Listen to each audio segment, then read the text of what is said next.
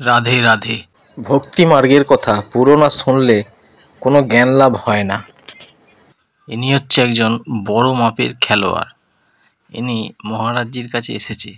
এনার কোনো কিছুর অভাবই নেই, প্রচুর টাকা পয়সা আছে। ইনি অলিম্পিক চ্যাম্পিয়ন।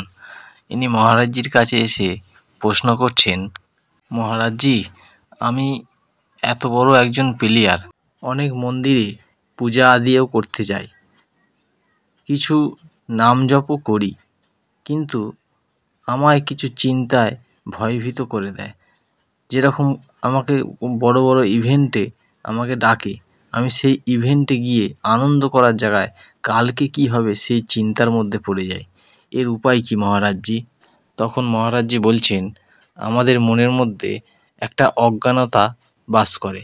সেই অজ্ঞানতাটাকে যতক্ষণ না আমরা ঝেড়ে ফেলতে পারছি ততক্ষণ পর্যন্ত এই চিন্তা, ভয়, শোক, উদ্বিগ্নতা এই সমস্ত কিছু আমাদের মনে আসতে থাকে। তাই আমাদের মধ্যে ভূত ভবিষ্যতের চিন্তা হতে থাকে, এমন এমন কিছু আগামী ঘটে যাওয়া চিন্তা হতে থাকে, আবার এমন কিছু ঘটবে সেরকম চিন্তা হতে থাকে। মানে ভবিষ্যতের কথা ভেবে, মানে আগামী দিনে কি ঘটবে সেই কথা ভেবেই আমরা ভয়ে ভীত হয়ে যাই। তাই এই সব চিন্তা থেকে বাঁচার উপায় হচ্ছে একমাত্র নাম জপ।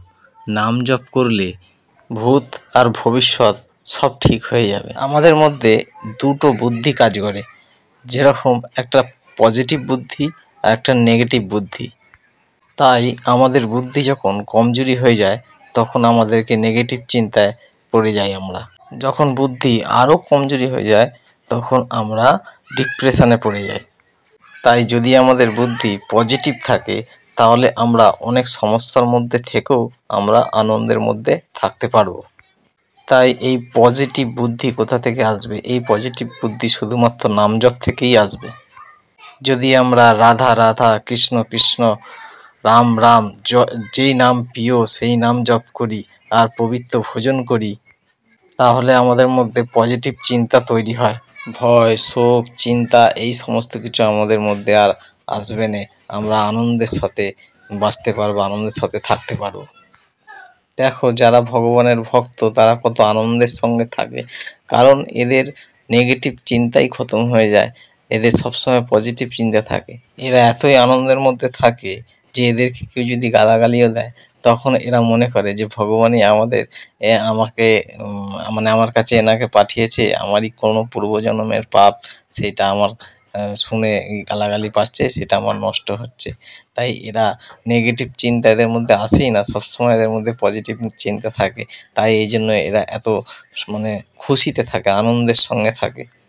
তাই আমরা যে কোনো পরিস্থিতিতেই যদি আনন্দ পেতে চাই তাহলে আমাদের নাম জপ করা উচিত।